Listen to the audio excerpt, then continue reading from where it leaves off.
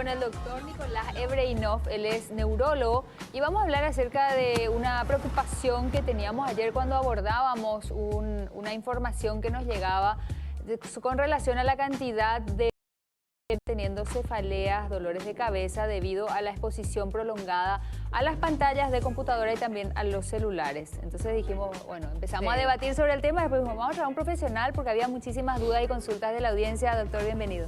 Muchísimas gracias por la invitación, estoy a sus órdenes para responder lo que pueda. Bueno, gracias doctor, y justamente como mencionaba Sani, la preocupación nos llegó el día de ayer cuando presentábamos una noticia donde desde la Asociación de Neurólogos, ¿verdad?, paraguayos estaban contando que hay muchos más reportes de dolores de cabeza y sobre todo las personas que ya con ciertos problemitas previos como astigmatismo, inclusive miopía. El caso de los niños, ¿verdad?, con las tareas online que se pasan horas ante la computadora, por ejemplo.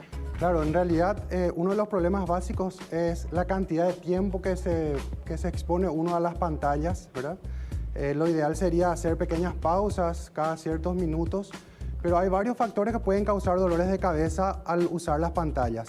Son factores que podemos tener en cuenta para evitar de cierta manera los dolores de cabeza y otras enfermedades. ¿Todo tiene que ver con la vista o no necesariamente, doctor? No necesariamente. Primero que nada es importante que los padres se aseguren o recurran a un profesional para asegurarse que sus hijos no tienen trastornos.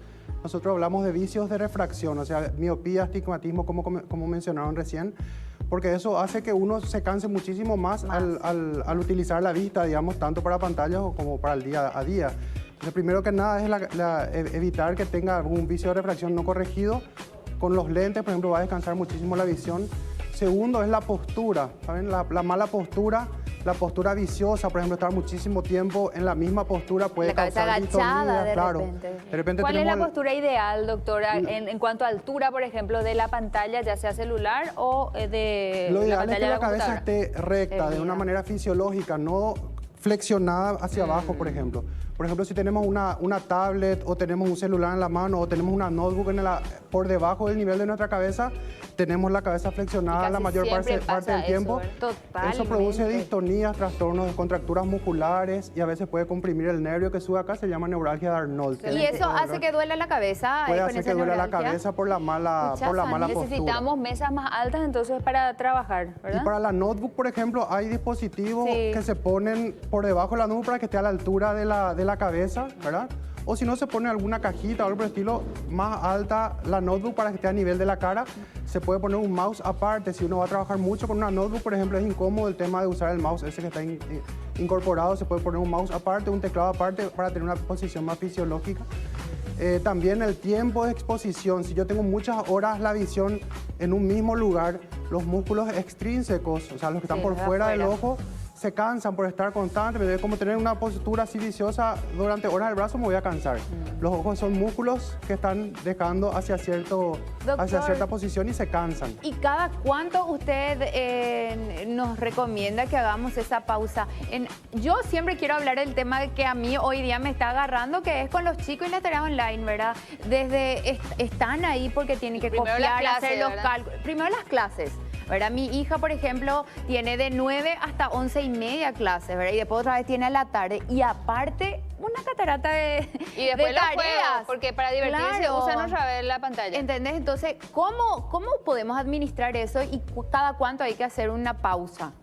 En realidad, el tiempo de atención del ser humano luego es máximo 45 minutos. O sea, ninguna clase, ni presencial ni online, va a ser muy útil si dura más de 45 minutos. O sea, cada 45, 40 minutos sería bueno hacer una pausa de 10 a 15 minutos. Pero asegurarse de que en esos 15 minutos el chico no se ponga a ver otra pantalla. Claro. Ese es el tema. Nosotros tenemos que hacer un esfuerzo por inculcar el ejercicio físico, salir al patio, tomar un poco de sol.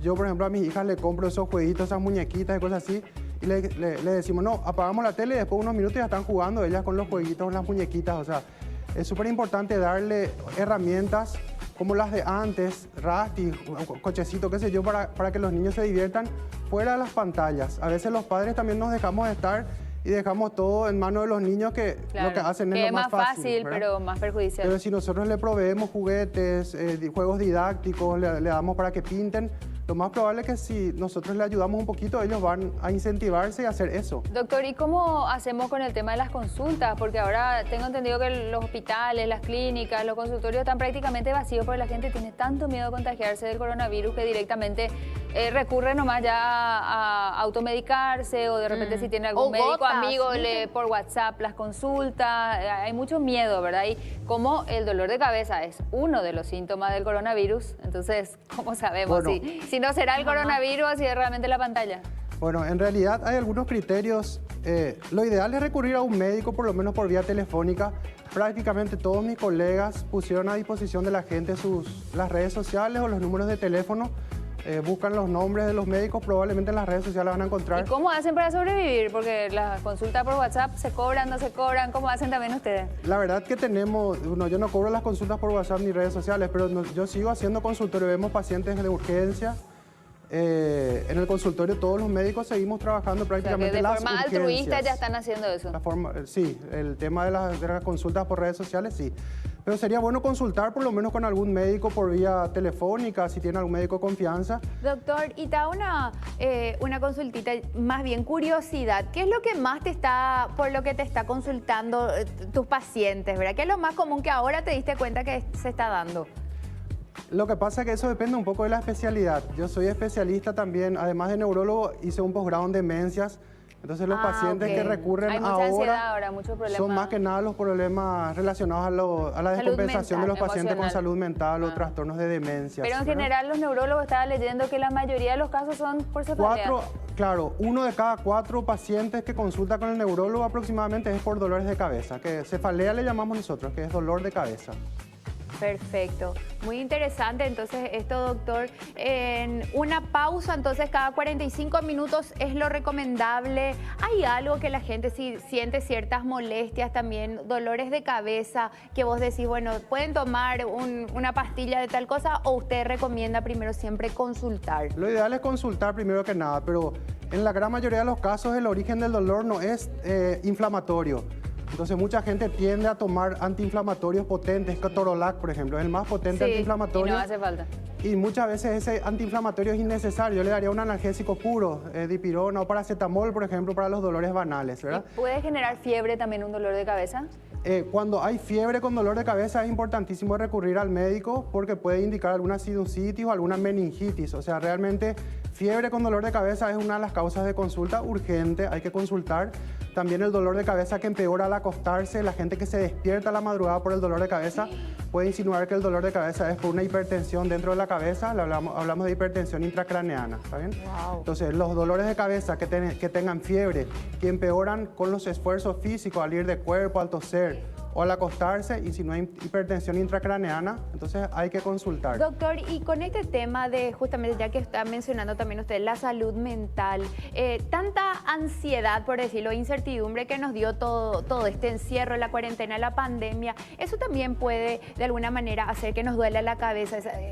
Hay cosas, la tensión, puede darse o ciertos síntomas también que estén conectados con lo que concierne a la salud mental, físicamente hablando. El dolor de cabeza más frecuente, el primario, o sea, el dolor de cabeza más frecuente es la cefalea tensional. Es el 80% de los dolores de cabeza. Y se relaciona mucho a la tensión muscular en los hombros, cuello, espalda, pero especialmente relacionado con estrés, ansiedad, depresión, trastornos del sueño, mala postura.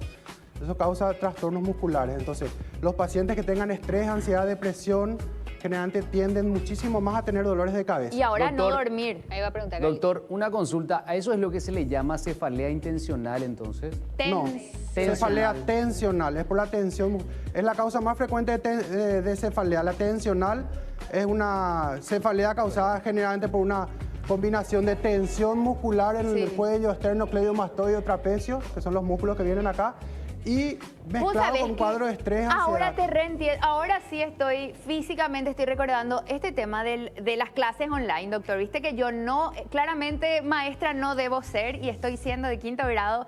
Y vos sabés que me ponía nerviosa y acá todito el cuello, todo duro, y ya me empezó a doler la cabeza. O sea, ese es un claro ejemplo, ¿verdad? Podría ser. Tensional. De tensional, ¿verdad? Nos ponemos nerviosos. Intencional. Y algunos gestos, o sea, algunos hábitos comunes como tomar conciencia de que nuestro cuerpo es el único que tenemos que cuidar, tenemos que mimarle a nuestro cuerpo, entonces también nosotros tenemos que ocuparnos, por ejemplo, de relajar nuestro cuerpo, hacer una ducha tibia, ejercicio de cuello, estiramiento. Doctor, y el masaje, por ejemplo, para dolores de cabeza, hay gente que se aprieta acá y le pasa cuando es de la vista, y no sé si este tensional hay algún punto clave. El cuero cabelludo, cuero cabelludo puede ser para la cefalea tensional. Puede ayudar mucho todo tipo de terapias de relajación. El masaje es súper importante. Un masaje descontracturante cuando uno tiene una distonía, una contractura muscular en el cuello, hombro, espalda. Dile nomás ya a tu marido, puede causar tensión ya que vos estás muscular. haciendo de profesora y no él, que te haga el masaje. Empecé a investigar justamente, doctor, y dice, presiona por 5 minutos. Ya estaba yo así, ¿verdad? Porque ya me dolía todo el cuello, me dolía la cabeza. O sea, de verdad estamos viviendo tiempos bastante estresantes, ¿verdad? Porque aparte de no saber qué va a pasar con la economía, con el trabajo y demás, tenemos que ser también este tema de maestros. O sea, a mí me está superando esta Una situación. cosa que puede diferenciar al ser humano de los otros animales son las funciones superiores. Nosotros le llamamos funciones cognitivas. Sí. Comprensión, memoria, atención, conocimiento, lenguaje, ¿está bien? Entonces, generalmente tendemos a reaccionar rápidamente con instintos, con emociones, con sentimientos, como cualquier otro animal, ¿verdad? Los perritos tienen eso, ¿verdad? Pero nosotros, seres humanos, podemos analizar las cosas racionalmente, tratar de planear algo, controlar nuestras emociones, controlar nuestros sentimientos, controlar nuestros instintos, y eso nos permite muchísimo tener un control del estrés, la ansiedad y la depresión. Es por eso que yo soy neurólogo, pero cuando hay cuadros de estrés exagerado, depresión, ansiedad, yo siempre sugiero que consulten con un psicólogo o un psiquiatra, porque la parte cognitiva comportamental, o sea, comprender la situación, analizar de forma fría y racional, probablemente ayuda mucho más que algunos medicamentos para controlar el estrés. Doctor, básicamente entonces preparar el ambiente o tener un ambiente adecuado, armónico, puede ayudar a esa situación cognitiva que usted está mencionando. Claro, analizar la situación de forma fría y decir, bueno, mi hijo se pone hiperactivo o nervioso o llora de balde porque tiene sueño, porque está cansado, porque quiere jugar. Entonces, sentarme a jugar con él probablemente sea más efectivo que retarle o castigarle. Entonces, es importante tener conciencia de la parte cognitiva, de analizar de forma fría. Por eso puede ayudar un psicólogo. También hay muchísimos servicios de psicología en línea. Online. Entonces, la mayoría de los psicólogos, y hay servicios públicos de salud también, hay una oficina de la primera dama que abrió un servicio gratuito para profesionales y para el público general en la parte psicológica y psiquiátrica. Bueno, ya que se... Vive la vida.